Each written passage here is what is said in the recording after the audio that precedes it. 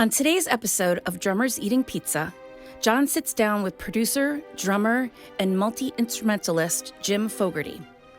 The boys enjoy some delicious cauliflower pizza and discuss Jim's passion for recording and producing music. Jim will share some insights into music producing and some great options for at-home studio gear. And now, Drummers Eating Pizza. All right, everybody, episode 6 of Drummers Eating Pizza. We have Western Mass and worldwide studio drumming producer, engineer, legend, Jim the Anvil Fogarty. That is the grossest exaggeration I've ever heard, Johnny. No, absolutely not. You are a local legend for sure. At least in our eyes, at least, and that's all that matters. So we are eating some cauliflower crust pizza from Tolly's. I will put Tolly's info up on there. My wife keeps telling me to go talk to them to try and get a sponsorship, which maybe I will, but maybe I'm going to tag them and see if they're like, oh, hey, we'll give you 10% off or whatever. You should use a meta tag. A friend just told me about that. I have no idea what it means. I don't either. But ask a young person. I'm going to have to write that down, meta tag. All right, so we've got cauliflower crust pizza.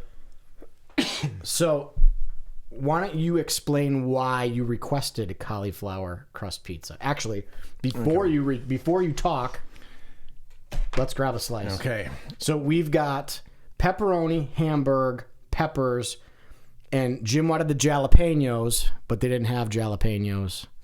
So we got banana peppers. So it's got a little kick to it. Not quite the same. Fair enough. And we have a cheese. We're going to eat while we talk. So don't be afraid to eat and it goes into the microphone, and that's part of the nuance of the show, of the crunching. I'm going to go with I'm one allowed of to these. be a slob. That's awesome. Oh yeah, no, it's part of the show.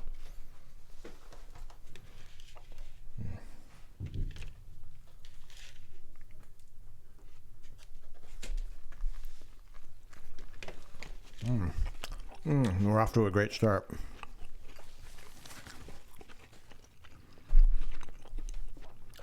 I'm not gonna lie, I got one of these last week because I wanted to try it. It's just as good. Yeah, it's just as good. So if you've never had cauliflower crust, it's good. It's definitely got a crispness to it for sure. Some of them, I know when you make them at home, I've seen different recipes where if you make it, you really gotta, I guess, par bake it the right way, or it's soft, or it can be soggy.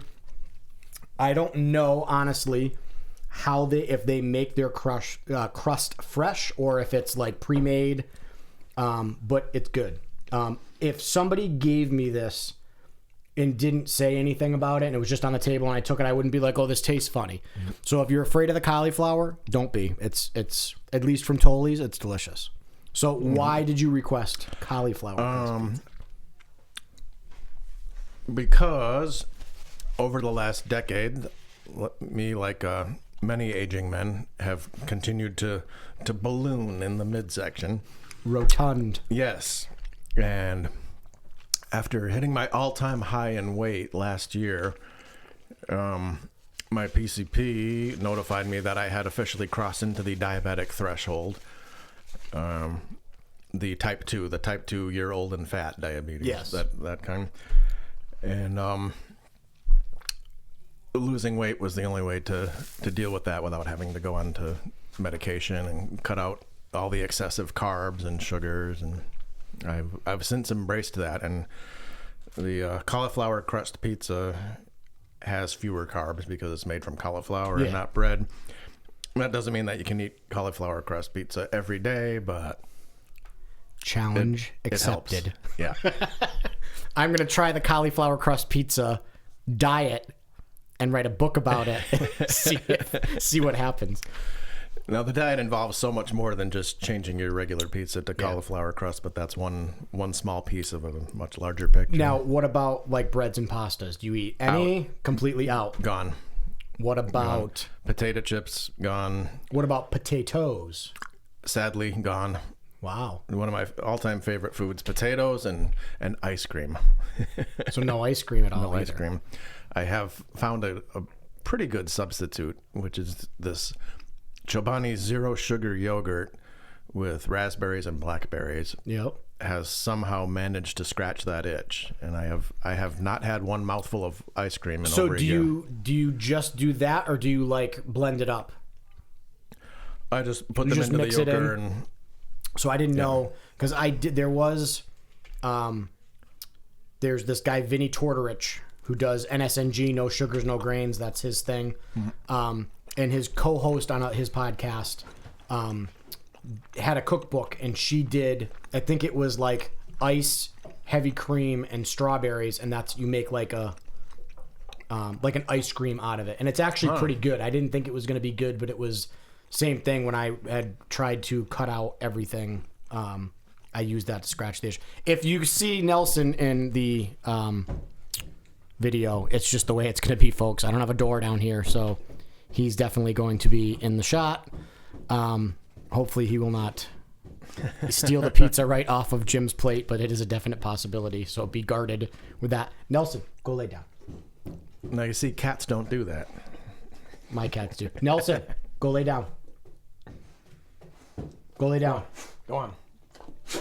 Just guard your plate because he will eat it right off. Okay. All right. So what else did you maybe cut out? Clearly, like any kind of sugary soft drinks. That's all out. Now, I had been off the sugary soft drinks for a long time because this is not my first attempt at dieting. I dare say it's my first successful attempt at dieting. When we did the Max Tone album, I think you were doing Atkins at the time. That was my first foray into dieting. Yep. What I did retain from that was drinking seltzer instead of soda. Mm-hmm. That managed to stick. To be honest, I probably around that same time made the switch. Because I could drink, if you give me a 2-liter bottle of soda, I'll drink it like in an hour. And now every once in a while, maybe once every couple months or so, I get a hankering for a Diet Coke, and I try it. I never even finish it. Yeah. It's just doesn't taste right. Syrupy and gross, and I prefer my seltzer. So, with cauliflower crust, do you make it or you buy it? You said that you get a place in Holyoke usually? Mm-hmm. I just buy it from... Yep. And topping-wise, what's your... This is your favorite topping combination for the most part? Yeah. Meat and peppers. What's off the table for toppings? What do you absolutely do not want on pizza? Oh, no, I can eat anything. Yeah. Anchovies? Sure, I'll eat anchovies. Olives. Yep. Those are my 2 no-nos. I used to not like olives. I don't like black olives, and I honestly don't know that I've ever had a green olive. And one day I just forced myself to eat olives until I liked them. Oh. Maybe that's the trick. Yeah, I did that with grapefruit juice decades ago, too. Yeah. No, I don't like... I'll eat olives if they're on pizza and it's finely diced, but like big chunks of olives I don't like. Like on nachos, sometimes you get nachos and they put the big olives, and I'm like, ugh. I'll pick them off. I'm that guy. Yet another acquired taste. Yeah. There are lots of those. Folks, you can hear the crunch. It's got a good crunch to it. Okay, so that's the pizza portion. Now we're going to get into the fun stuff. All right. Pizza's fun. But now we're going to dive into the Jim Fogarty world of drumming. I wouldn't recommend production. I would not recommend it. All right, so this is one. Some of these questions will be the same from other episodes. Some of them will be new with each person. So usually the first one I ask is first musical memory. That I can do. Don't remember precisely how old I was. Probably 3, maybe 4. My parents had this old record player, kind of a piece of furniture, self-contained, standing up. And I'd loved records for as long as I can remember. And there was this one in particular. It was a Flight of the Bumblebee by Rimsky-Korsakov, that classical piece with all the shredding violin. And I knew where it was on the groove of the record. I remember playing it and just being stunned by these sounds that were coming out of it. And to this day, I can still remember like the magical places that my mind was traveling to, and these weird feelings that I was getting from this piece of music coming out, and being like, and then stopping and putting the needle back, playing it again, sitting in front of the speakers, listening to it again. And oddly, that ended up becoming a blueprint for my life, which is to sit in front of speakers and listen to the same piece of music over and over again. Vinyl, I always look at vinyl as it's amazing, as you've got this piece of, I don't know, is it plastic? Is it wax? What is vinyl its own thing? I think it's vinyl. So whatever it is, to have a needle go over these grooves and project a sound is an amazing thing. Well, you know how the waveforms look in your DAW? Yes. Well, those same kind of waveforms were actually etched or cut into the vinyl, right? Into the vinyl, but so small you would need a huge magnifying glass to see it. But so it's the same thing, right? Yeah, I mean, a wave form is a waveform, whether it's on your DAW or in a record. So the very small stylus is going and it's reading all of those waveforms, and so when it vibrates the same way as the waveform does, it recreates the sound. That's and crazy. Then, It's magic. It's like literally magic. I'm sure when the first records came out, I'm sure people were like, what sort of wizardry is this? Yeah, I can't believe Edison figured it out. Yeah. He said, okay, if sound is creating a disturbance that goes like this, if we can get something else to create the same disturbance, and wow, we take it for granted now, but to think about that. Well, he probably electrocuted himself so many times that he had some sort of, the brain worked on a different waveform. All right, so that's the first musical memory. Perfect. So how about instrument-wise? Because I know you play every instrument. I mean, you're not quite a Guy Wallace, I would say, but you play a lot of stuff. Did you start with piano? I did. Okay. I did. My mom played piano, and she started showing me when I was very young, about 5, and had me taking piano lessons. And I always found it odd that I learned how to count, quarter notes and eighth notes, and learned what all that meant when I was very young. And yet when I started playing drums, I never counted. I never thought to bring that counting. Incorporate that in? Yeah. Which is odd because, of all the people who need to count, shouldn't it be drummers? So is that... so the record is the first musical memory. Yeah. Do you remember your mom playing before that, or like that was kind of after? Like the record thing, or that was the pivotal first memory? It was all kind of about the same time. Yeah. I remember hearing my mom playing the piano and thinking that was cool and wanting to do it myself. Awesome.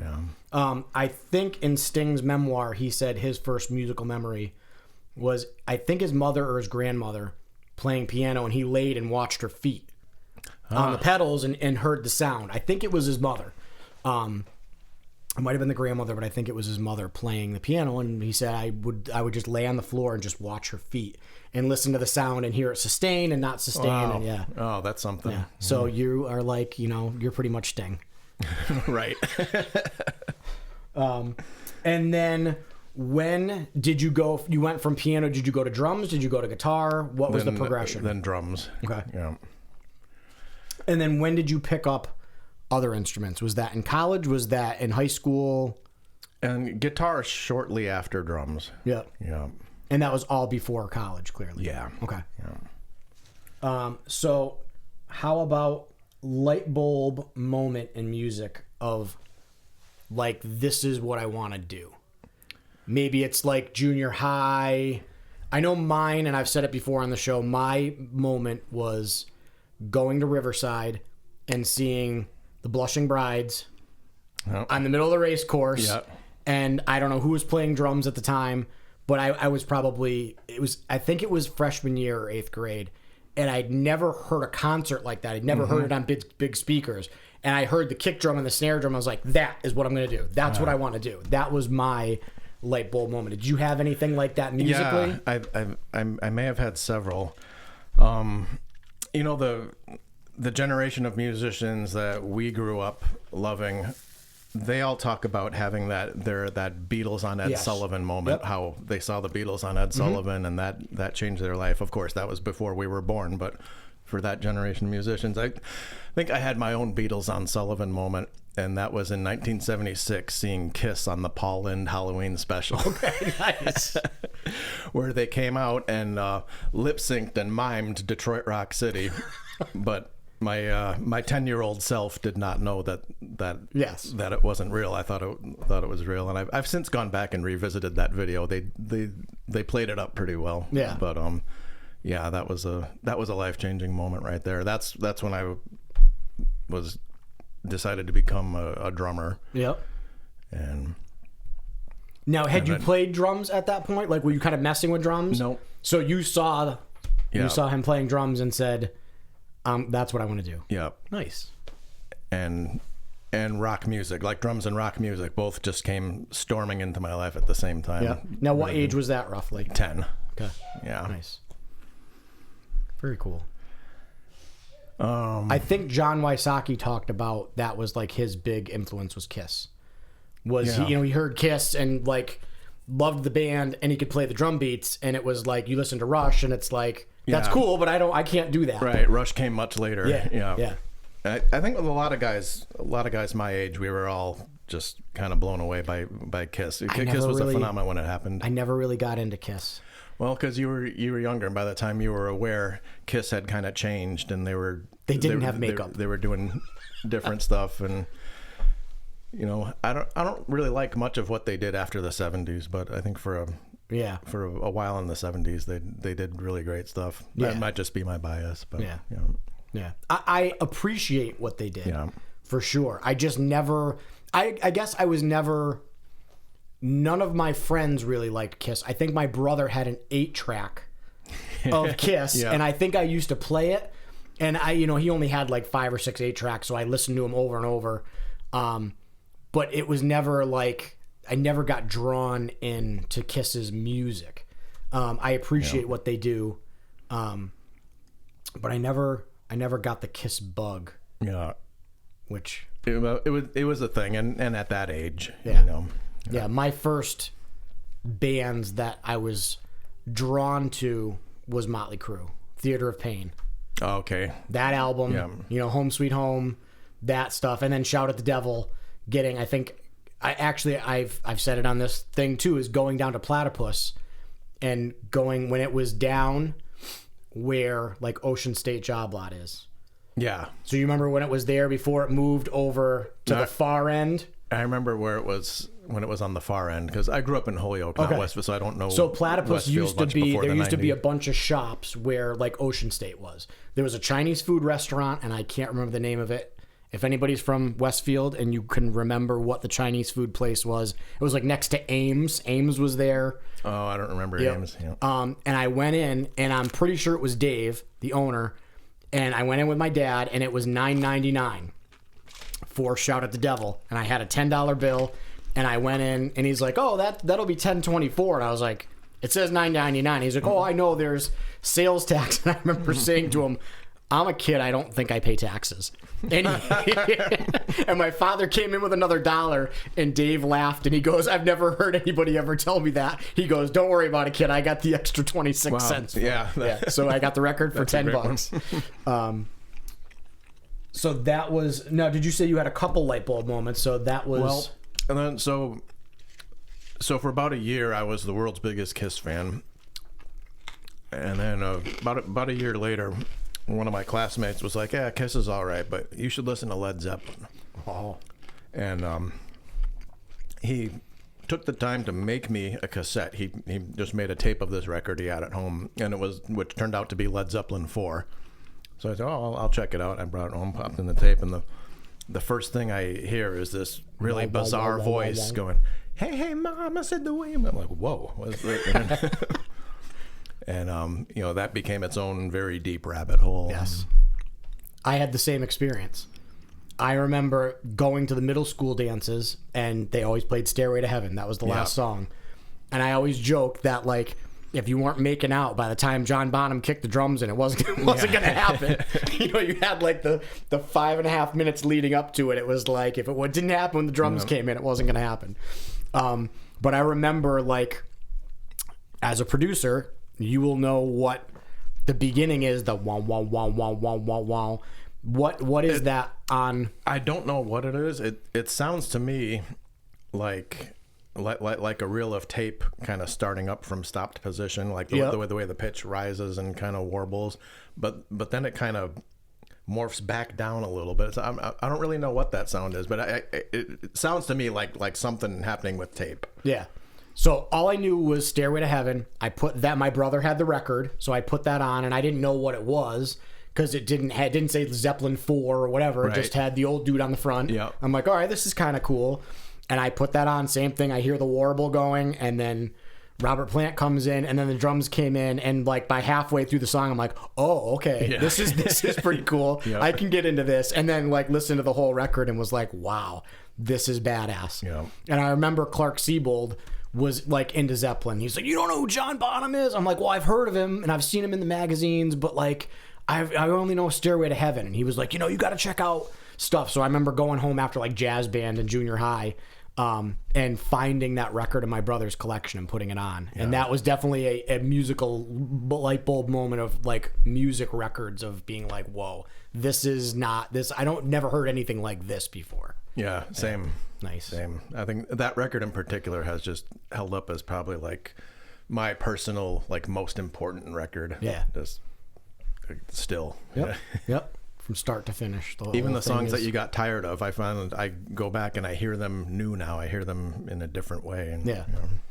Yep. Did you get a couple years ago, they did a remastered version of that album, and there's a bunch of just like the older mixes that didn't make the cut. Yes, I did. And that's got some pretty cool stuff, or just instrumentals. And I'm so glad that Pagey was unhappy with the mixes and decided to do them again, because the end of Stairway is not nearly as powerful without Robert Plant doubling his voice. Because in the original mix, it's just one track of him singing the "And As We Wind On Down the Road" part, and it's not nearly as strong when that part comes on in the real mix with the two Roberts singing together. It's just boom. Mm-hmm. Yeah. Nice. So any other light bulb moments, or that's pretty much those are the two big ones? Maybe the first actual gig I played, I was 13 and had a band with some friends, and we did stuff like Smoke on the Water, and no singer, just all instrumental. And we had an original song that sounded a lot like Smoke on the Water. And we played in a variety show that my dad was putting on at his elementary school where he was a teacher. Yep. And we were sort of like the intermission entertainment. So 3 times throughout the night we came on and played. And every time we came on, the applause got louder with all these little elementary kids screaming. And one of the guitar players said afterwards, "I want to do this for a living." And I thought, yeah, me too. We got to get out of 8th grade first. Yeah. All right, so how did you get this? I guess this is a good segue. How did you get into thinking, because you went to Berkeley for production, correct? Yeah. How did you decide that was a path that you wanted to take? Did you do some home recording stuff first and then be like, okay, this is something that... So, all right, go ahead, and then I've got a follow-up question. Okay. I guess a little bit by accident. So the band I was in had just broken up, and myself and the guitar player were working on some music. He had written some songs, and that was Dave, who I ended up owning the studio with many years later. He had gotten this little 4-track recorder, and neither of us had any idea what we were doing, and there were no tutorials or information about that sort of thing. So we just started messing around and thinking, "Oh, that's so cool! We can overdub. He can lay down a guitar part and then lay down another guitar part, and we can pan stuff. We can move stuff from left to right. Like the Beatles. Yeah." But then I just became obsessed with it after became more concerned about what kind of stuff I could do with that, and almost like less than interested in the drumming to go along Yeah. with it. Started thinking about how to better capture the drums, and when I found out that there was actually this kind of new at the time major in music production and engineering that you could do, that was a light bulb moment a little later in life. Now, did you in high school think, I want to be a drummer, I want to be a performing drummer? Yes. And did production, because you said you became obsessed with it, did that take over of like, okay, live drumming would be cool if it works? Like, was production your fallback? Or did it become more of production is going to be what I want to do, and then I'll play drums, and if that turns into like a great gig? Yeah, I think the latter. Yeah. I became more obsessed with production. Yep. And at Berkeley, you had to play an instrument, so I would Yeah. enrolled as a drummer and had to take these all sorts of competency in drumming things, and I just barely got by with that. Yeah. Now, when you were at Berkeley, who were some of the big names that there was? Like Will Calhoun there, or was that a little bit before you? I don't think Will was there. I mean, you mean as a student, right? Yeah. Not as I don't know. There were a lot of people who may have been there at the time that I was there, but I didn't know them at the time, or who they were, or who they become.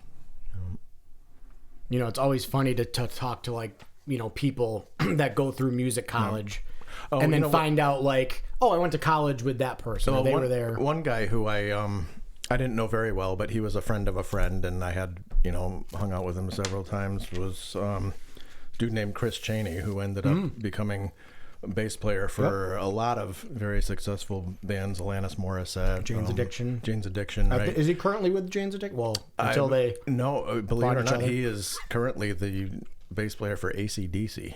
Oh, very cool. I'm not kidding. That's awesome. Yeah.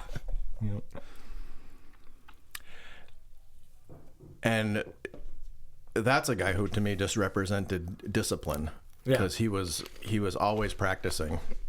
These little phones, and just always had his instrument, and just he was very, very dedicated and disciplined. The kind of discipline I wish I had. Yeah. Right. as a drummer or whatever. Yeah. Yeah, I look back at when I was at Heart of like how much more I could have practiced. And there was this this guy, I don't know if he's ever going to watch this, but people that went to Heart at the time, Shane Shanahan, percussion, he was a grad student. And he practiced just non-stop. We would go in at midnight on a Friday, probably because like I was looking for my bag of weed in the drum room or something. Yep. And Shane was practicing. We'd be like, oh, Shane, come on, man, let's go have a beer. He's like, no, I'm good. I'm going to practice. And like he graduated, and like a year later we found out he was playing with like Yo-Yo Ma and Silk Road Ensemble. And he still does that, and he does his own stuff. Very successful in New York, percussionist. But he's one of those guys that put the time in and earned it. Yeah. Because as we know, folks, some people just, you hit it right, you get lucky. Right place, right time, you're good enough, the band's good enough. Yeah. And then there's like the certain people that, like the Chris Cheneys, that like they earned everything that they've gotten. So like when Matt Garska called me to tell me, he goes, hey, I just want to call you. I got the word from Modern Drummer that I won best, I don't know if it was best new drummer or up and coming drummer, young drummer, whatever it was. And he was like, I want to thank you, like the guys in Westfield, the guys at Berkeley, like you were a big influence on me. You taught me a lot of stuff. And I talked to him later because I was thinking like, how much did I really teach you? And he was like, well, I couldn't really do double bass drum. So you showed me, I'm trying to think who I use for, it's not Bobby Rock. I'm trying to, it's going to drive me nuts. Who was the drummer for Quiet Riot? Frank Bonali. Frankie, it wasn't him. Is that the right name? Yes, yes. I feel awful now that I don't know this guy's name because I still use his double bass drum book but it was an old, it was like a double bass drum book from like the late 80s or something. Yeah. And I had showed Matt that, and then I had showed him a bunch of other stuff, and then we talked about like trying to deal with people in a band, like how do you deal with egos and when to play for the song and when to bring out your chops and blah blah blah. So there's a lot of stuff that we went through later. I'm like, I actually did teach him some stuff, good for me. Yep. But I told Matt, kind of like when we were talking about the imposter syndrome, because you don't feel that you are a legend in our world of Western Mass. But I told Matt, I said, you've earned everything that you're getting. Because I mean, when he came back and was in Berkeley like his freshman year, he would come back and he would teach, and then he would practice across the hall for me at performance, and it would just be nonstop. And I remember he would leave and go home, and Greg, Matt's dad, would be there till like 8:30. I'm like, Greg, why are you still here? Like, you don't have any lessons. He goes, I can't go home because Matthew won't stop playing the drums. There's no peace and quiet. He's like, I told him 9 o'clock is the sound ordinance in town.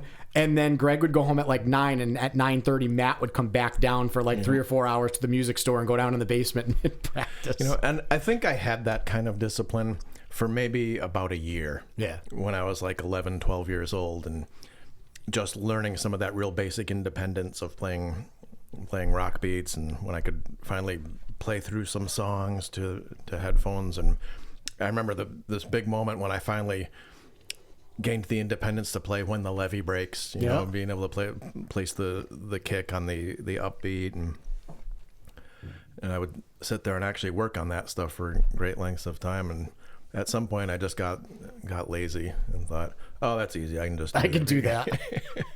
Another person that comes to mind from our local area is Joel Stretzel. Right. He was another kid that came home, did his homework, and then just played guitar for 6 hours. But it's like you see these kids at that pivotal time of, like say 12 to 18 that just are obsessed, and that's what they have to do. Yeah. And they get those, whatever the 10,000 hour rule is or whatever it is, it's like they put that much time. So by the time they hit 20, it's like they've put the 10,000 hours in those 6 years. Yep. But I remember Joel was the same way. He would be constantly practicing guitar, and then, that's why he's a monster guitar player. Okay, so now when you came back, you started doing recording. When did you did Zing start at Mainline Drive, or I know you did some stuff at Performance, but Zing was the first brick and mortar recording studio you had, correct? Yeah. So for about a year, maybe a little more than a year, I had a little makeshift set up in Performance Music, and had a room that I rented as my teaching room, and that was also my control room. And then after hours on the sales floor, I could track bands and drums out there. At the time, this was early 90s, so there was no DAWs yet. So I had 2 ADATs and a little Mackie mixer. 16 tracks, which I thought was amazing at the time. And not surprisingly, being right downtown and with apartments above, started getting the cops there on a somewhat regular basis. And now when the cops would show up at 10 at night, okay, that's fair enough. You can't be making that kind of racket that late at night. But the real moment was when the cops showed up on a Sunday afternoon in the middle of the day while we were recording. That's when I realized, oh, this isn't going to work. I have to find a place where I can make noise and not bother anybody. Yeah. And a friend told me about someone who had some property down on Mainline Drive, and I contacted her and went down and took a look and took the space, having no idea what I was getting into. Yep. Now that used to be, what cable was it? Continental Cablevision at the time, or was it Cox Cable, or what was the? That's right. It was one of the cable companies. I don't remember which. Yeah, I do remember somebody telling me, or maybe it was you guys when we went in. They're like, "Oh yeah, this used to be because that was your live room was their." That's right. Their room for doing like little shows or whatever they were doing, right? Yeah. Yeah. So So another thing that I just kind of stumbled into by accident was that whole owning a recording studio. Yep. So who, if people aren't familiar with Zing Studios, what are some of the like the major bands that had filtered through and recorded at Zing? Feel free to name drop. Okay. Well, probably the best known are, of course, Kill Switch Engage, All That Remains, Devil Wears Prada, Parkway Drive, Shadows Fall, Within the Ruins. You're seeing a theme of extreme metal going on here. I've probably left some names off, but Yeah. Now, one of the questions I had is favorite studio moments. Whether that's you being like, you know what if we did this? And then you go, holy shit, that worked. Or like just finishing a take of a band and being like, wow, that, you know what I mean? We all have those, whether it's a musical moment of, like for me being on stage and you hit that perfect moment of, oh man, like the universe is perfect right now. Like what are some of the moments being a producer, engineer, right, where you were like, either, hit the stop button and it was like, wow, that was magic right there. Or I just tried something by putting a mic, in someone's mouth and then recording their asshole. Right. And, Well, and it worked. That sounds like it should be a very easy question,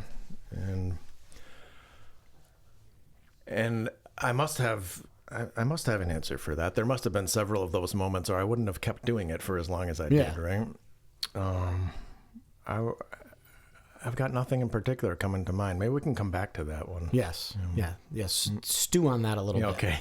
I mean, in my head, it's probably in the top couple has got to be like, the Max Tone album, like the Legend album with that fantastic Max Tone band. You're talking about your own record, which can you believe it was 20 years ago that I know, it's scary, that we worked on that. Believe it or not, that is actually one of my favorite records that I've ever worked on. I'm not just saying that because we're on your show and having it. I really enjoyed those songs and working on that. Yeah, that was fun. So everybody, I now want to say everybody, let's say everyone that is our generations from 60 to, let's say, in their mid 30s now has probably at one point or another, if you played in a band, you recorded at Zing Studios. There's a good chance that you recorded at Zing Studios. So you were, and it was funny because every time a band would make a record, or where are you guys going? We're going to Zing. We're like, nice. You know what I mean? Like that was, I mean, in the area, Zing Studios was the pinnacle of where you were going to go. There was like, well, you had, what was the one? Was it out in, I want to say Outlook Farms. What was the one that the Stones went to? And Longview. Yeah. That was, like one of the big ones in the area. What was the one? Was it Slaughterhouse in Northampton? Yep. That was another big one. I think they were in Hadley. Okay. Yeah. And what about like Danny Bernini? Where was he was at Longview for a while, but did he? He's got his own place now called Spirit House. But did he do something before Spirit House, or Spirit House was? I'm trying to remember because I'm just trying to think of like the studios that were in the area that people were going and recording at, and I was hearing records being like, "Oh, that's awesome." Yeah, I don't remember what Danny was doing before that. But Spirit House, then there was Slaughterhouse Records, Zing Studios. I know Rotary Records. Oh yeah, that was another big one, and that was Ludlow originally, and then they moved to West Springfield. I think it was in East Longmeadow, Longmeadow, okay. Right near that. Right near the road, the Crazy Rotary, hence the name. Yeah. And then he moved to West Springfield. Yep. Yep. All right, so what about records that you've produced? Like, what were some of the ones that, if you can think back, because there's a million of them, I'm sure, that you took because as a producer, as we know or we should know, you are taking our Play-Doh, our raw Play-Doh, and then coming out with a Play-Doh castle at the end. That's what a good producer does, is take the basic building blocks, and then, because I know personally with the Max Tone record, writing a demo and sending it to Aaron, and then when I heard like the final copy of a song that I had written, I was like, wow, that is nothing for the most part like I originally wrote it, because I didn't have that mindset of where it could go. I had just started kind of playing guitar and trying to write songs, because we were trying to go from a cover band to an original band, and Aaron and I were like, okay, we could do this. Let's write an album in like 6 weeks.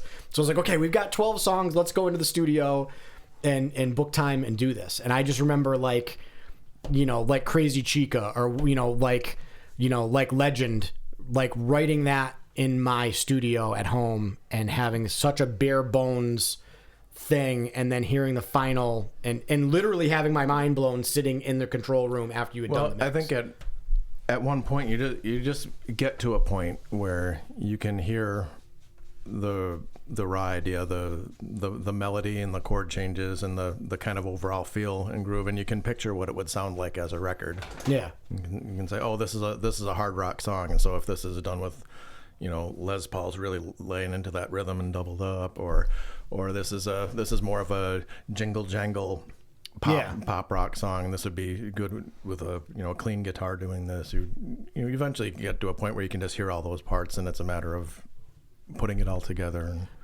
So how quickly? Well, I'll go back to the question. Are there any albums that stuck out in your head of you had a band come in or a solo artist that they just had very, very bare bones, and at the end you were like, yeah, dude, like that we just made something out of nothing? Are there any records that stick out in your head where somebody came in with such minimal stuff and then you finished and they were like, Jim, that's magic compared to what I had? Is there any, again, you've done a million of them, is there anything that stuck out in your head where an artist might have been at the end like, that's nothing like I started as, and this is amazing? I feel like that's happened a few times. Nothing in particular is coming to mind. I'm sorry, I'm not giving you good answers. That's here. all right. Yeah. Listen. How many albums have you recorded and produced? Oh God, I don't know. Thousands. I don't know about thousands. Certainly hundreds. Yeah. So to try and pull little things, I'm just trying to think from like, I don't know that I have got a small production mind of like I can kind of hear things as a producer.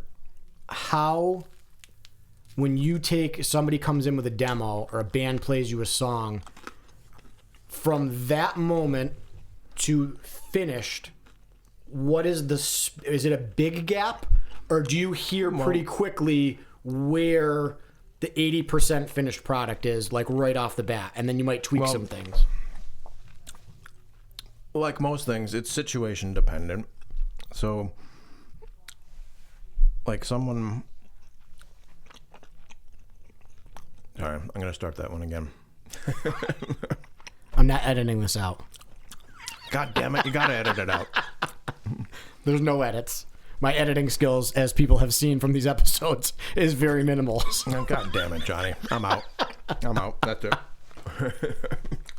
Interview over. Yeah. No, I mean, sometimes people already have a clear vision of what they want, and you're just trying to help them get over the finish line sonically. And sometimes, like you said, it is just a raw idea. And so that's, taking a project from this to this, or from this to this, and really is situation dependent. Now, here's a good question. In my head, it's a good question. Because of recording budgets, and I've talked to like Kenny Aronoff and Sean Pelton and, some of these big studio drummers with now having their own home studio because the recording budgets got smaller.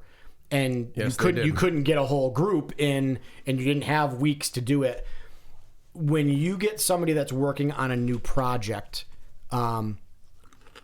how, because bands back in the day would like, you just, the clock was ticking and you just go till you were done. Right. The record label would just pay for the band to be in there. They'd say you've got 2 months or whatever, and the studio's yours. We rented it. Right. You hear stories of Motley Crue like recording for an hour and then just being at the bar in the strip club for 20 hours. So when you do stuff now, what is, because we talked about going from raw demo, do you have people coming in now because budgets are smaller that are closer to their finished product? Like they pretty much know what they want and they just want to kind of record it. Or do you still find that there's a lot of time to mold the songs? No, I don't feel like it's changed all that much on my end. Like what you described about the shrinking budgets and bands like Motley Crue, squandering that on partying. That was sort of a different world. That was these really major bands with huge budgets. Yeah. So even in our heyday at Zing, all the clients were more serious. Even bands like Killswitch didn't have the kind of budgets that Motley Crue would have, and they were very serious about getting the work done. And that's still the case. People come in and they're still serious about getting work done. Do you find bands have pretty much the arrangements and everything worked out and you're just capturing it? Or do you still find that a lot of the bands that you work with are still molding as you go? Still molding. I mean, the bands are still molding, like this pizza.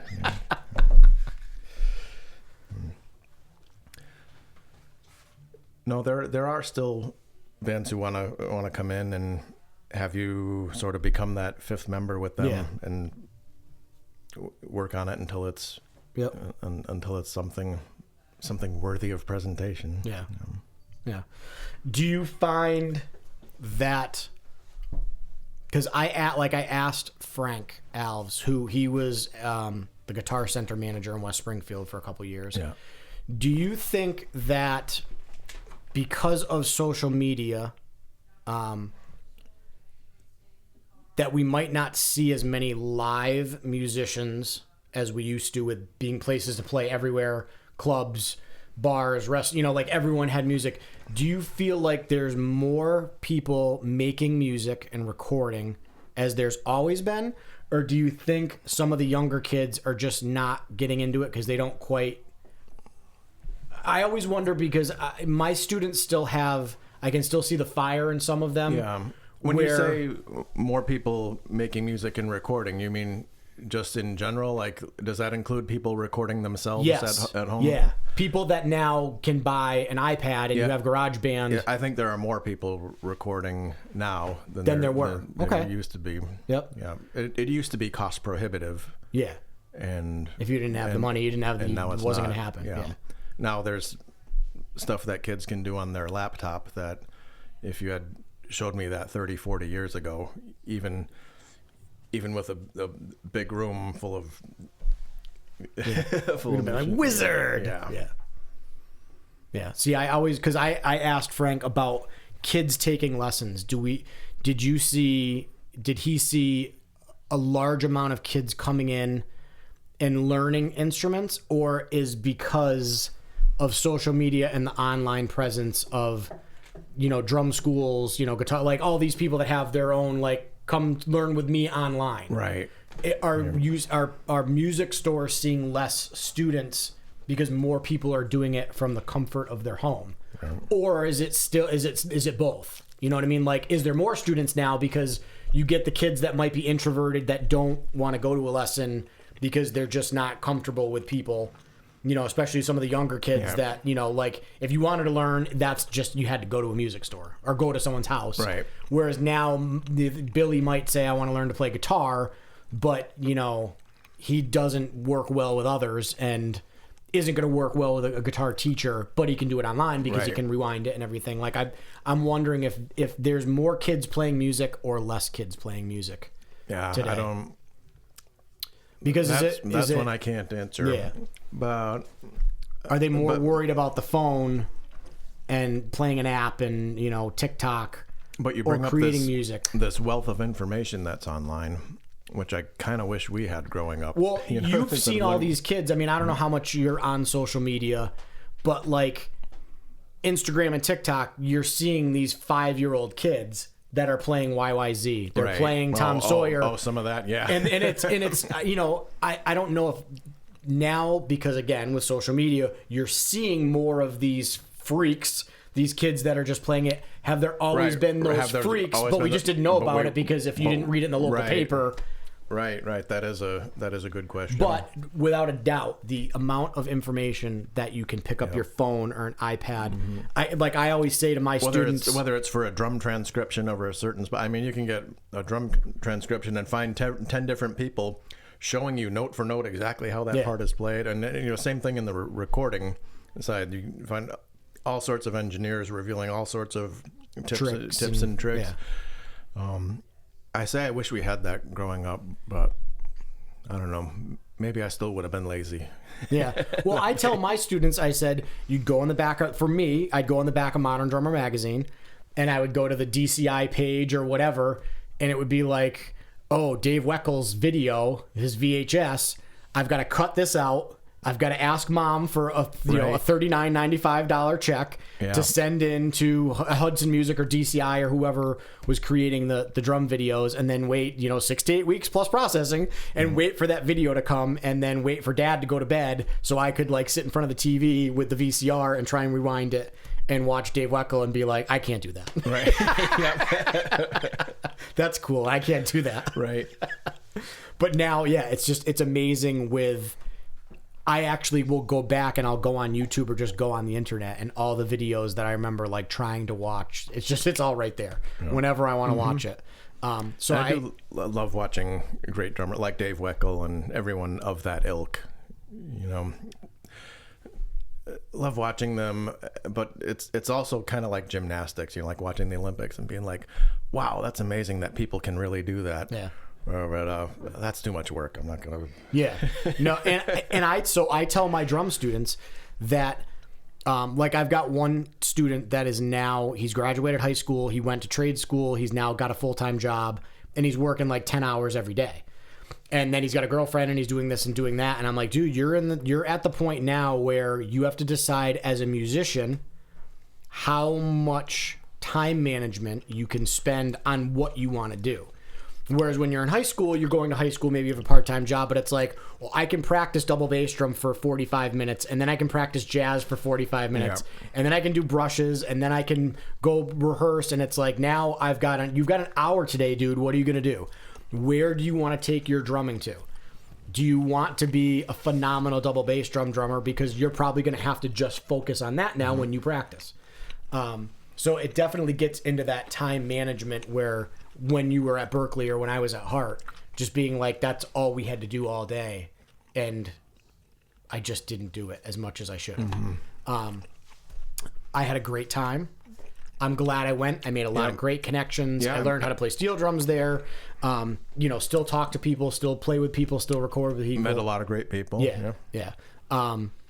But then it becomes a time management factor of like, what do I need to do? And I'm sure you find it with recording stuff of like, this is how much time I have today. So I've got 4 projects. What can I like legitimately, I've got an hour. What can I dial in and do in an hour and get this done? In a perfect world, I would work like that. But I don't think there's much I can do in an hour. Like, it takes me an hour just to find what I like to call the vortex. Yeah. You know, that state where everything is flowing and you're finally making stuff happen. I remember watching you mix at Zing. Sorry. And we came in because I think you were like, okay, we're going to start at 10 or 9, whatever it was. Why would we start at 9? Yeah, That's too fucking must early. Have been 10. At the earliest 10. So I think you were like dialing in the first song. I think it was Maxine. And you're like, okay, I'm going to start with the kick drum and I'm going to work up from there. I'm going to get the drums. And we went to breakfast. I think we like made a couple stops, probably went to the music store to get guitar strings or whatever we had to do. We came back like 2 hours later and we're like, so you got the drums? You're like, I'm almost done with the kick drum. Yeah. And I remember thinking, wow, like, and watching you on those late nights of like 3 a.m. and you're just in that zone And I know for me personally, trying to do mixes and doing it for like an hour, hour and a half, and coming out and being like, I just got out of a fight with Mike Tyson. Yeah. Your brain is just shot. Your neck hurts a little bit from like listening. And then, so I never appreciated people that do music mixes and put that kind of time and know what sound they want and how do I need to get this to tweak it. And for each album, you're doing that, but you're also saying what I did last week is the opposite of what I need to do to this kick drum this week. That's a special art and talent to be able to think this sound needs to be this. Now, how do I go about getting that sound? Right. I keep wishing that there was a formula. Yeah. Because or a preset where you just put it on and go, oh, drums are done. You know, every once in a while I'll mix a song and I actually think it sounds decent. I'm like, oh, I found something here. So I'll do that to the next song. And I go and I do the same thing or very close to the same thing, and it just doesn't work. Yeah. You know.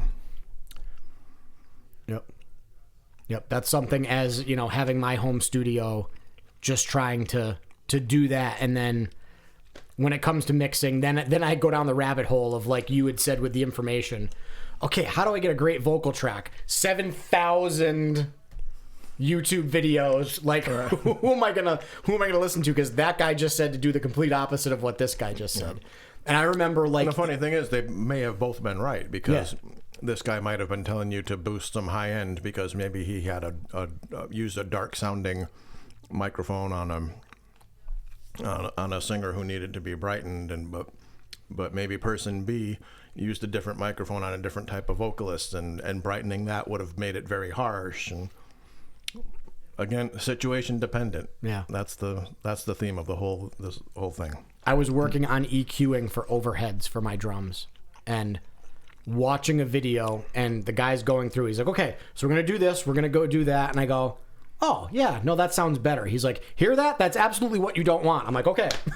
Now I'm completely wrong now. Now I'm completely, absolutely lost when it comes, like, the EQing factor of doing stuff. I still, like, my ears are not developed nearly enough. And, like, going back to the stuff we talked about with Sean Pelton of, like, just give them a great performance, tune your drums good, and if you're not required to mix and that's not your job, don't even worry about it. Yep. I think any mix engineer would appreciate if you just gave them the microphone straight to tape without ruining it on the way in. Yeah. Kenny Aronoff said the same thing. Sean Pelton said the same thing. You said the same thing. So, folks, if you're recording at home and you're a drummer or any kind of instrumentalist and you're not going to be doing the mix, don't overanalyze or try and tweak too many things. Because what were we talking about the other night about? You can't go. Well, I can't remember if we were talking about, was it compression or EQing? You can't go backwards. All right. So, like, give them the raw stuff, because you might think it's good, but then they want to do something and you can't go backwards. I watched a YouTube tutorial and it said I should compress my snare drum, so I compressed my snare drum, and now it's set with the wrong release time and completely ruined, and you can't go back and uncompress it. So if I were going to give you drum tracks, give you just completely raw, no reverb, no compression, just good levels and a good performance. That's what you want. Yep. Okay. And all the microphones on separate tracks. Good. So this leads to a good question. It's about time. Because these have all sucked so far. Actually, we'll go to one thing and then come back to this question. Okay. So how do you, especially as a guy that can play, engineer, produce, how do you wear all those hats and figure out, how do you manage all those hats? Well, I mean, I think it's all wrapped up in one. I mean, you hear a song, you're aware of what the drums are doing, and you're aware of how the bass and drums interact rhythmically, and then how harmonically that bass interacts with the guitar, and I guess just being able to communicate with all the guys. Like, I always joke with people that, oh, it's okay, I can talk to him. I speak drummer. Yeah. you know, Grunts. Yeah. Or that part where it's like ba ba ba ba ba ba ba. Yeah. I remember rehearsing with Max Tone and Aaron saying something about like, that part, it's right there, Pete goes, the end of 4. And I go, thank you. Yeah. So, it's funny that you can, as some bands, like that's how you communicate is that part, the right there. Well, and it's knowing who you're working with too. Yeah. Because not all musicians are formally trained and know the theory and how stuff is counted, but that doesn't matter. That doesn't mean they're not talented. Yes. It just a different way of communicating. Right, exactly. So maybe I come to you and say, okay, it would be really cool if we put the accent on the end of 3 in this part, and you know exactly what I'm saying. So you go and put or to someone else who doesn't know what that means, I might have to say, so think of it like dude, God, right? And or you give them a mnemonic, tell me, baby. Well, that's not the right syllables. That wouldn't work. But you know what I'm saying. I get it. Yeah, absolutely. Yeah. So that's got to be a huge part of being. Is that more of the production hat, correct? Of the communication of how to get what you want out of certain people. Right. And that's if they even want that advice. Yeah. That's part of it too, is determining on what capacity should you be involved, like how hands-on with their music should be. Some people want you to be very hands-on, and some people just want you to do a good job capturing it sonically. Yeah. Sean Pelton, I remember when I first took lessons with him, he was teaching me stuff of how to interact with other musicians, producers, engineers, because he always said, try and wear as many hats as you can. Like at least have those hats in your suitcase. Yeah. Where you might say to the engineer or a producer, hey, I'm hearing this loop and I work with loops. Would it be cool if I did this? And he said, sometimes you have to know, is that the hat that the producer, that's one of his big hats, is that production of the loops and the electronic type stuff, because then he doesn't want you stepping on his toes, and he might not hire you for a gig because he thinks, well, this cat's going to come in and try and, be like, that's my shit. Like, you just hit the drums and don't worry about that. So he said you have to learn with communicating with engineers and producers of like feeling them out of where can I maybe try and do something or make suggestions. Like sitting down with Rick Rubin. Is Rick Rubin open as a producer, which I feel like he is from the interviews that I've seen? Is he listening to your input and going, yeah, that's a great idea? Or do you get like a Phil Spector that's like, just shut up or I'll shoot you. Get out of here, kid. You know what I mean? Stuff like that. Like and that was a lot of what Sean talked about is when I was trying to like, okay, I want to do studio work. I want to do this. I want to do live work. And he was just giving me, and it's the same stuff I gave to like Matt, was like, you're a young kid coming in. You've got to just make sure that you're not stepping on someone's toes, that's their thing. Figure out how you got to feel people out. I mean, that's a huge thing. And Kenny Aronoff said the same thing, is you've got to go in and want people to call you back because they feel comfortable. Right. They know you can do it, but he goes, there's a lot of great drummers that can do what I do.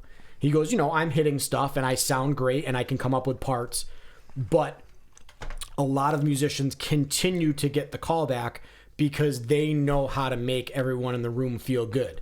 They don't come in with a pissy attitude and like bring the whole session down. Because people are going to be spending a lot of time with you in close quarters. Yeah.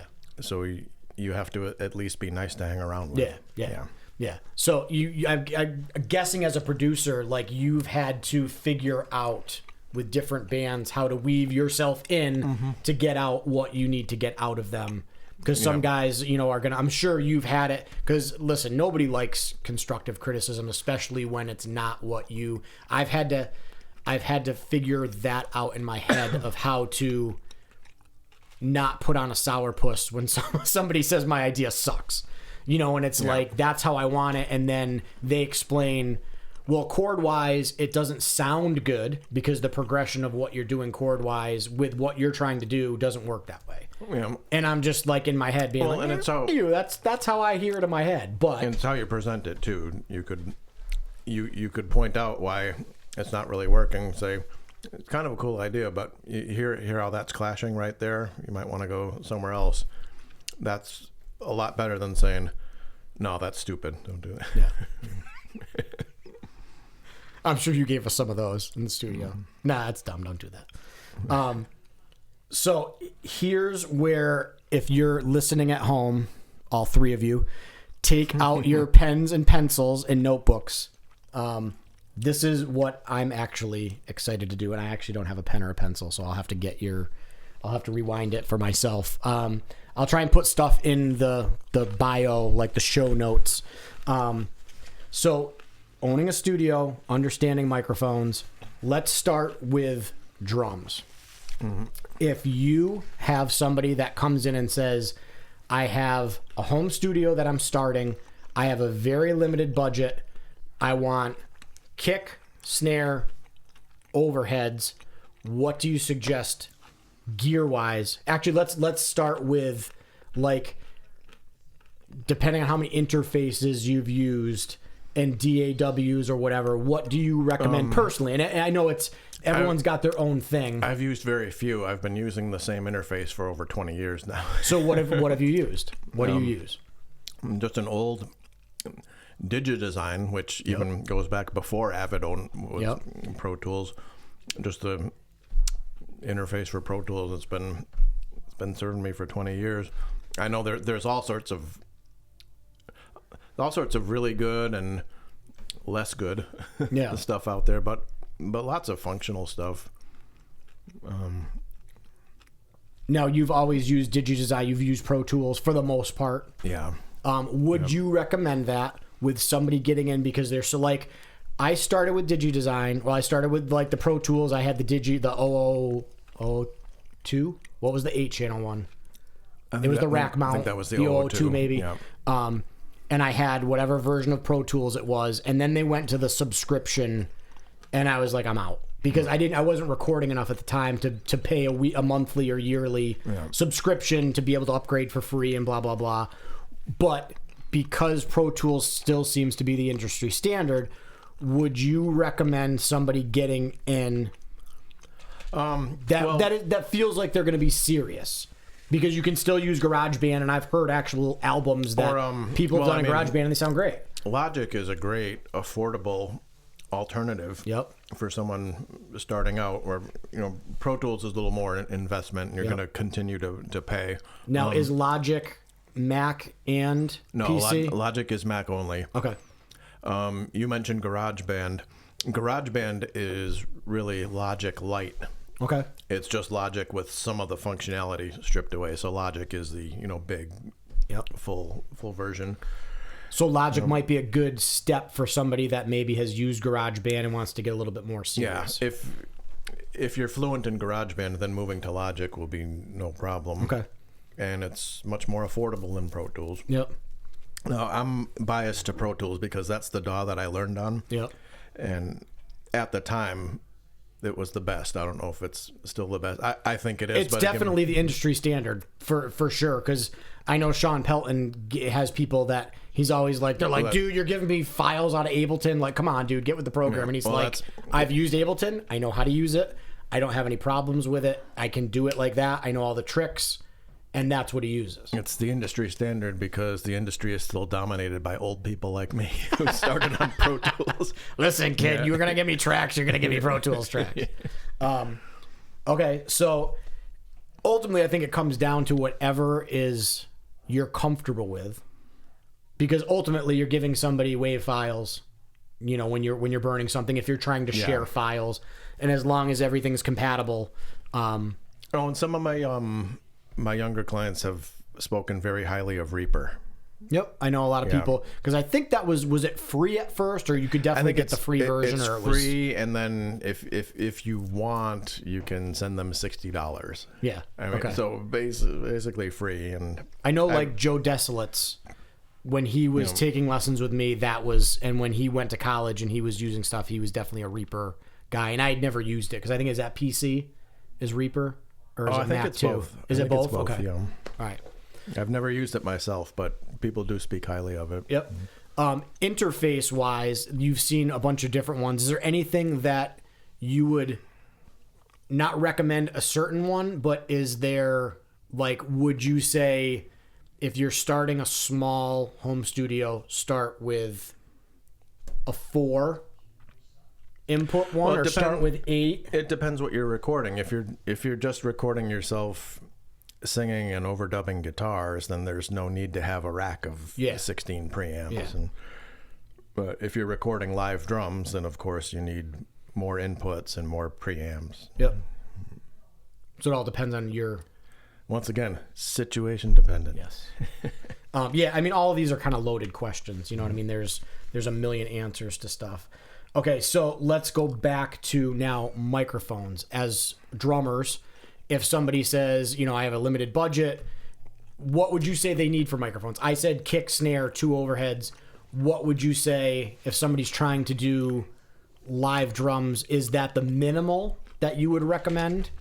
Or I know there's certain people that use a room mic in front and then an overhead. Room mic is very important.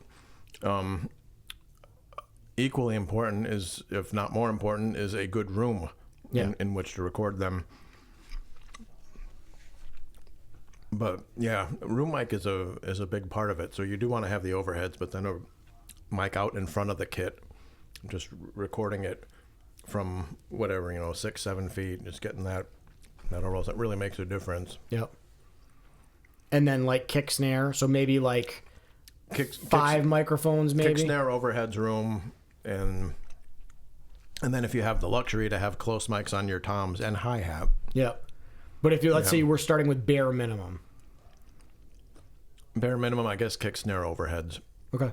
And then maybe your 5th mic would be the room, but then again, if the song is dominated by toms, if it's this whole groove on the toms, then you really want to have those close mics. Where if it's mostly kick snare and just a little occasional tom fill, well, maybe you can get away with that, and maybe you can just throw a couple samples where that tom fill happens. Yep. We'll come back to drums because we'll talk about like upgrading. Like we'll talk about, actually let's do this. Bare like budget microphones that you would say, you don't want to get like a complete, like a $50 like one of the Shure microphones with the on-off switch, or I used to have the Radio Shack ones. What would you suggest for a kick drum mic? Well, like 1 or 2 kick drum mics that might not break the bank, but you're like, this works every time. Mm-hmm. I've always had luck with the Audix D6. Yep. AKG D112 is a go-to for a lot of people. I haven't liked that mic much lately. I've the D112? I've liked the D6, Audix D6 better. Oh. I've had a lot of luck with a Shure KSM 27 outside of the kick. But again, that's getting into more of a luxury setup, I guess, where you can have a mic inside the kick and one outside. Probably Audix D6 or Shure made this SM. What was it? Was it a Beta 91? Is that the name of it? It's a flat mic that you just sit inside the kick. That was pretty cool too. Is it an 80? Is it a 91 or I have that in my kick drum. 91, yeah. I've got that in the AKG D112, and then Styles will, if I need the Audix, he's got the Audix. Okay. He's took that back for our live stuff now. Yep. And a company who's making really affordable mics that are pretty good is SE. Yeah, that's what I have for overhead. I noticed you had a pair of SEs. Are they the 7s or the 8s? 7s. Yes, the 7s. Yeah. Yep, I was looking up stuff, and it was either the Rode M5 maybe was what they had recommended, and they said if you can't get that, get the SE7s. And I couldn't, whatever, Sweetwater was back ordered with the Rode. Yeah. So I got those, and I've been pretty happy with those. Yep.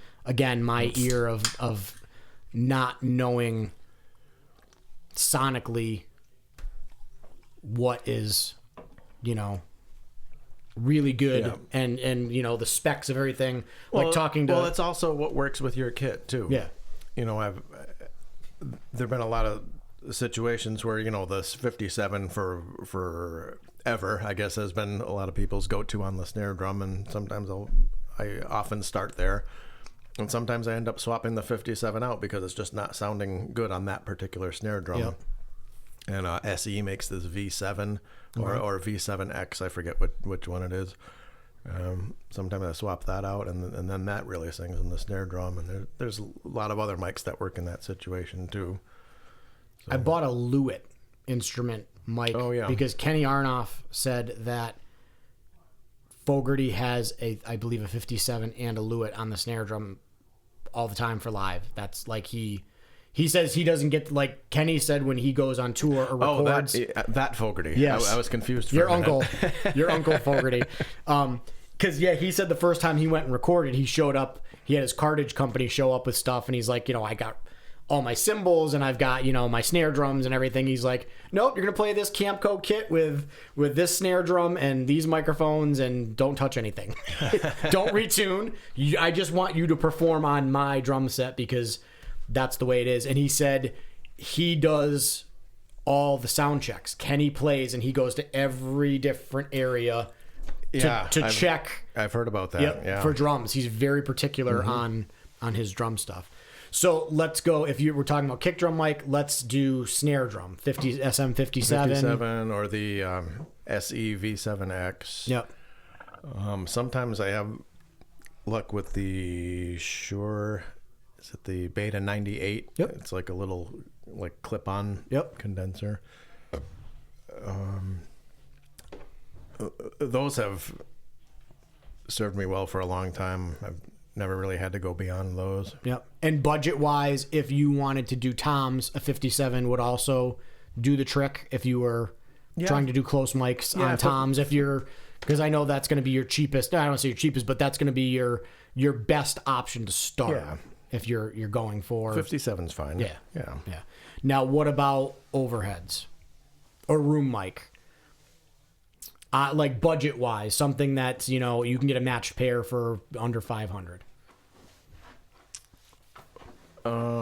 Like the SE7s. Yeah, those are good. And the SE8s, which is the next tier up after that, I've got a pair of those that I kind of like.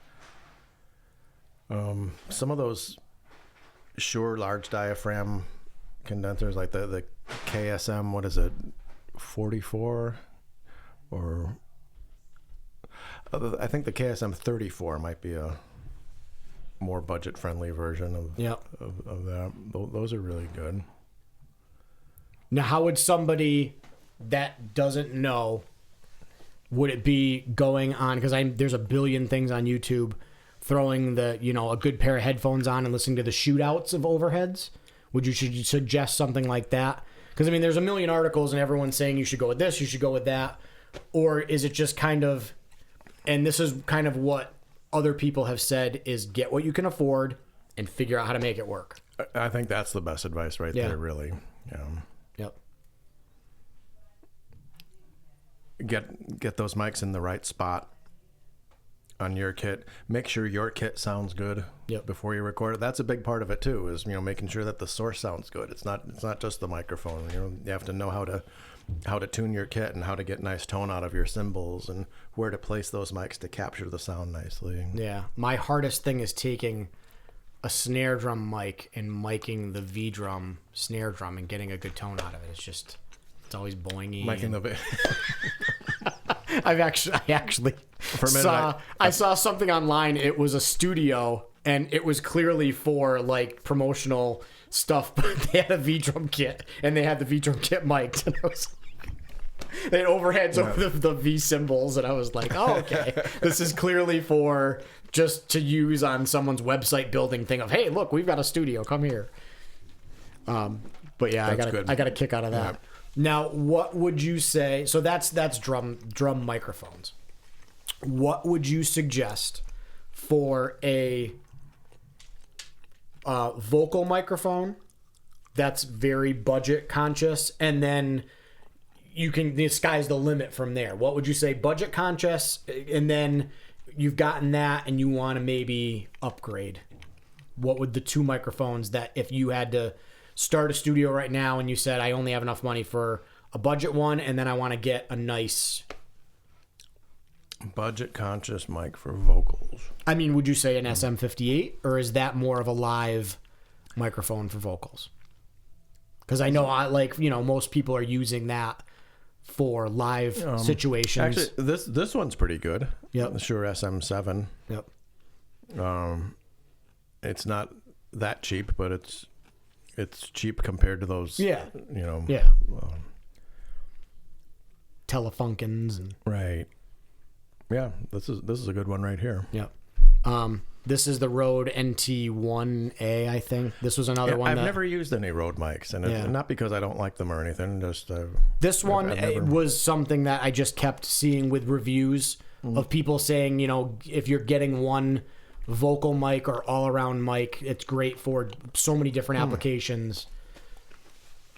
Now, what would you say if you had to get like an instrument mic if you were trying to record? Well, what instrument? Let's say acoustic guitar. What do you suggest for acoustic guitar mic? Well, budget conscious, and then maybe kind of like your step up. I really don't like this budget conscious question. I'm just thinking of people that are are just starting a. Okay, let's say if it's a very bright acoustic guitar, I would first start with a darker mic, like an older AKG 414. Okay. But that's not budget conscious. How much does that? How much are those normally? Ballpark. Well, the old ones are a little more revered, probably over $1,000. Okay. Actually, the new ones are like $1,000. So I think the old are probably more. Yeah. Yeah. Is there anything you've seen in, let's say, the $500 to $800 range? Oh, Mike, I was talking about earlier, the Shure KSM. I'm pretty sure it's 44. Yep. That's a really good all-around mic. That's good on vocals and acoustic guitar, even drum overheads. Yep. Yeah, that's kind of a mid-budget, very good all-around mic. Yeah. And then I'm trying to think what else we would be miking. I mean, we did vocals, we did acoustic guitar. I mean, most of the other stuff you're going to go. What about you're miking a guitar cabinet? 57, almost always. Yep. And sometimes a 57 with a ribbon. And in fact, I should say a 57 and a ribbon. Yep. Like right next to each other. Mike, that you and I were talking about earlier is that SE Voodoo. Yep. Like, that's a very, very good ribbon. Yep. It sounds really good on guitar cab. What about bass cabinet? Do people still record bass cabinets? I've seen it. Yeah. I've done it with I've got one of those Ampeg SVT mini stacks. It's like 210s with the head, and I definitely have gone direct and mic'd it as well. I can't remember the last time I actually mic'd up a bass cab. You just go direct? Direct, and with all the little amp sim stuff that they have, Neural DSP makes this dark glass, which is a really good bass processor, and even the built-in SansAmp plugin inside of Pro Tools sounds pretty good on bass. Yep. All right, so that would probably be it for miking stuff, right? Yeah, so that's my answer. Just be lazy. Do it in the computer. Fuck that other stuff. Do it all in the box, folks. All right. So what would you say if you get somebody that, because I know vocal, you get a lot of people that, I guess here's the question, before you even talk about the vocal microphone, is a better microphone, and I think I know the answer, going to make you sound better? as a vocalist? If you're a decent singer, will a better vocal microphone, Well, if you don't know how to mix it and produce it and do all the fun tricks, is spending like $1,000 or $1,200 on a vocal microphone going to give you a better product? not necessarily. With vocals in particular, you have to find the right microphone. In other words, the microphone that's best suited to the voice. Yeah. Like someone might sound fantastic singing on this SM7, and then you put this uber expensive Neumann tube microphone in front of them, and this might actually sound better on their voice with their singing style. Like all those factors, you really have to match the microphone to the voice. I don't know that there's any hard and fast answer to say, just get this mic and all your problems will be solved. Yeah. Because I feel like, and I've done it before, and you've probably done it, is chasing the next thing. Yeah. I remember doing it with Reason. And I sometimes go through the trouble of putting up my most expensive microphone, and and the other microphone actually sounded better. Yeah. And I know Sean Pelton had mentioned that to me, was like, get what you can afford and figure out how to make it work for your situation until it doesn't work, until you say, okay, this just is not what I need. I need to now find the next thing. But I think too many people don't exhaust what they have and really get the most out of it and then chase the next thing. And maybe do a little research too. If you're going to be recording primarily screamy metal stuff, then maybe you don't need that expensive tube mic. Maybe a mic like this, which can handle that high impact screaming, find out what other people have used for that style. Maybe that helps. Yeah. So musically, now we've talked about your production stuff, and I'll sit with you at the end and figure out if people are looking to record with you, get you to produce, whatever. We'll figure out what the best way to get in contact with you is. Whether it's my Facebook account got hacked and it's been locked for months. Well, I was wondering because you had the best deal on Viagra's on the internet, and then all of a sudden it was like it disappeared. I did, and I never got my order. Yeah, I was like, wow, Fogarty's coming through, for the masses, and all of a sudden someone's like, oh, I think Fogarty's thing got hacked. I'm like, I just gave him $1,000 and keep checking the mail and nothing's coming through. I never saw it. But we'll figure out what's the best, and I'll put it up, whether it's email or phone number or whatever to do. Now, what are you doing musically? Because I know you're doing a couple different things, and you have a couple new things coming up in the near future. You mean musically, like artists that I'm working with, or your personal playing? Your legendary drumming. Legendary, oh god. And singing. Legendary, one-dimensional, one-tempo. Listen, man, it works for a lot of people. And singing. You're funny. Yeah. I've just been playing in a couple different cover bands now, and just playing stuff that's fun to do. Playing with my good friend Tom Ingram and John O'Boyle, bass player. Been playing with those guys for several years now. Doing lots of 70s and 80s, mostly just. And it's mainly like stuff Tom Ingram, right? And so if they're looking for stuff, look for Tom Ingram. Yeah. And then he'll have the. And we just play stuff that we like, and fortunately, enough other people like it too. That helps. Tears for Fears, The Police. Yep. The Police. The Police. Yeah. And I recently joined Backstage Pass, who are 80s kind of glam metal Motley Crue, Bon Jovi. I don't know if you're going to fit into that band. What did you say to me the other night? It's been 40 years and my hairstyle has finally worked for me. All these decades, the hair finally paid off, right? Yep. Nice. Yeah, I'm excited to see that. It's a lot of fun. Yeah, I'm sure. It's fun to just lay into that. And what you told me, I forgot what is your stage name Oh, J-Rock. J-Rock. Look for J-Rock with Backstage Pass. Anything else you've been doing? The Tom Ingram stuff, Backstage Pass. Do you have any other? Playing wise, that's it. That's it. Yeah. And I'll, occasionally play in the studio if I have a client who needs drums. There's several singer-songwriters that I'm working with, so I sort of become part of their rhythm section while doing the wearing record. another hat. Yeah. Right? Yeah. That's perfect, though. Because, I mean, there's like seeing stuff with Rick Rubin. Rick Beato just did a great interview. I don't know if you saw that one yet. It really good. They go through a couple of Rick's big albums and how he, started with hip hop and has now worked through all these things. And Rick has said, if you haven't seen interviews, he can barely play an instrument at all.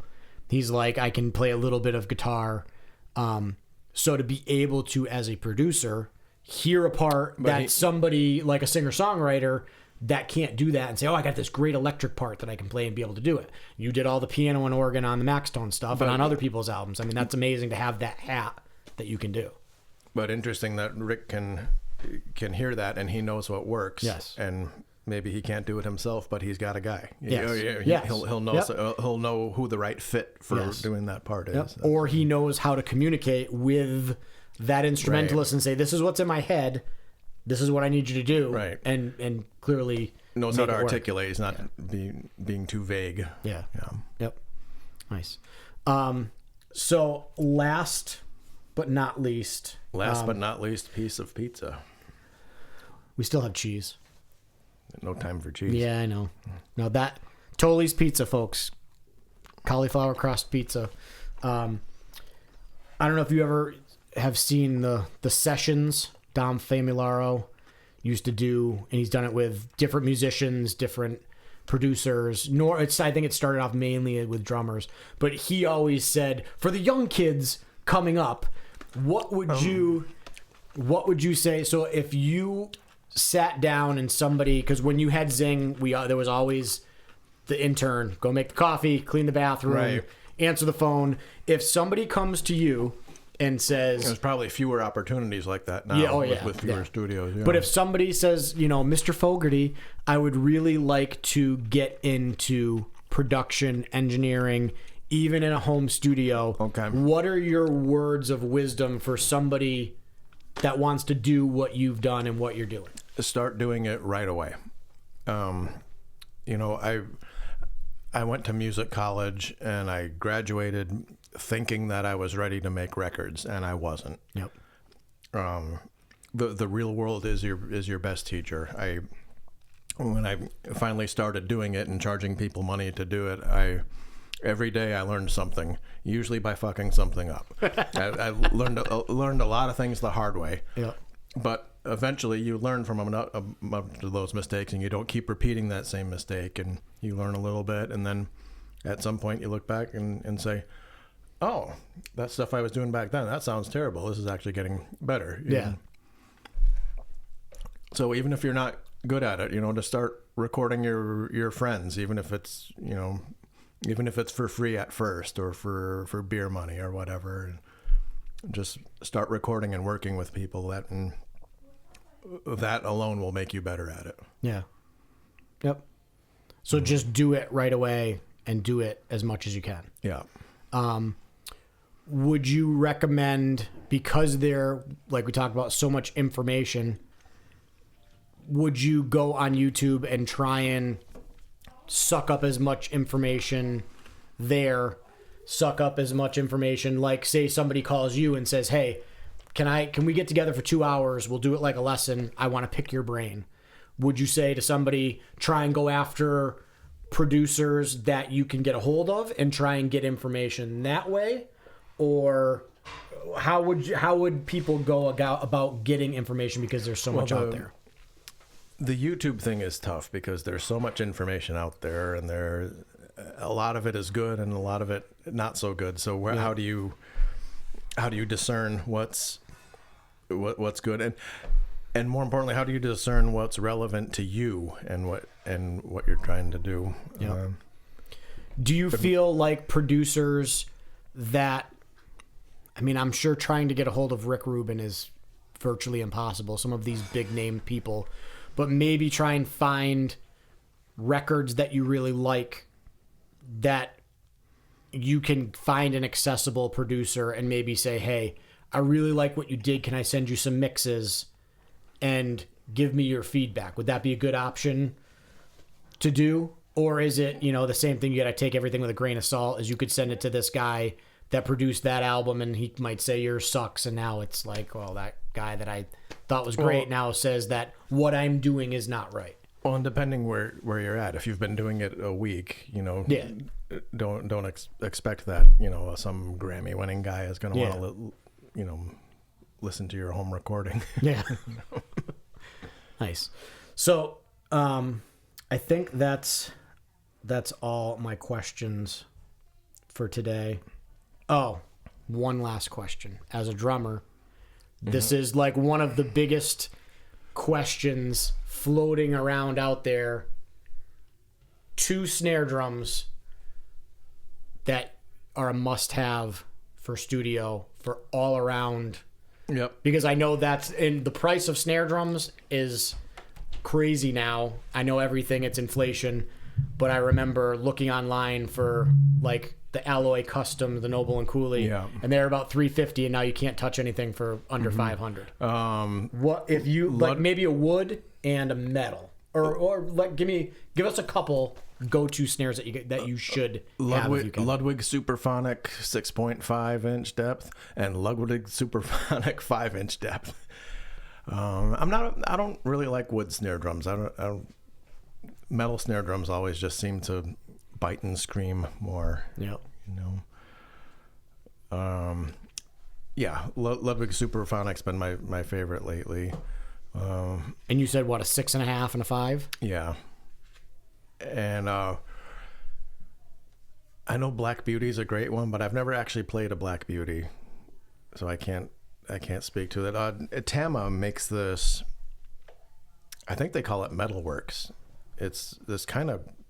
It's not expensive at all. It's only like $200, and it's got the die-cast hoops, and they've been calling it the poor man's Black Beauty. Yep.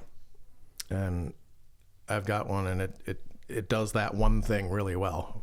Whack. I know Kenny Aronoff he basically said to Tama, make me a Black Beauty that has your logo on it. So he basically said, just, as closely as you can rip off a Black Beauty without, I don't know how that works with drums and where you get into the point of like, now you're stealing our design. Right. And then I have a Steve Ferroni Pearl that's, I think, 6.5, and it's got like the bead around it, and that's supposed to be pretty close to a Black Beauty. But as with you, I've not ever played a Ludwig. Yeah. Actual Black Beauty. Yeah. Jim, I appreciate you coming on. Yeah, thanks for having me. I hope the pizza was delicious. And it's good to hang with you all these years later, yes. Jim. We are definitely going to have to do this more. Actually, what I'm going to plan on doing with Jim, depending on how much time he has in the near future, is go into my studio and do some miking techniques. I think that would be a great video, especially for people around here that know you, that can be like, oh, this is what Jim Fogarty, local legend. This is what Jim does, so don't do that. Let's start here. But I think that would be a fun video, is to take an hour and just say, okay, here's some overhead options. Here's some snare drum options, top, bottom. Talk about, because I know for me, I haven't run into it yet, again, because my ear is dog shit. The phasing issues. I know that can be a big thing that I've heard people send tracks out to an engineer and mix guy, and they're just like, oh, dude, your phasing is all off. And they're like, well, I didn't know that I had to flip the top and the bottom phase, and I don't even know what that's about. Yeah, so. Phasing is definitely a thing. Fortunately, in modern DAWs, you can fix it. Yeah. You can fix it after the fact. Yeah. You didn't used to be able to. Yep. So I'd be glad to do that, and we can talk about it. More importantly, we should actually record and listen back and hear the results of those moves we make, because so many times there's these things where, oh, this should work in theory, and then you play it back, and for whatever reason it doesn't. So you verify that, and then if it's not working, you try to find the solution. Okay, well, maybe this needs to be moved over here. Yeah. So you heard it here, folks. Jim Fogarty's giving me free drum miking advice in the near future for cauliflower pizza and cauliflower seltzer. pizza. Yep. So this is, I think we're on episode 6. Thanks for tuning in, Jim Fogarty. Thank you very much. Thank you, my friend. Nelson, you are clearly, it's normally my son who's here talking in the background, but now I have a dog and he is going to be the star of the show. So thanks for watching, everybody. Tune in next time and we will see you. All right. Thank you. Yeah.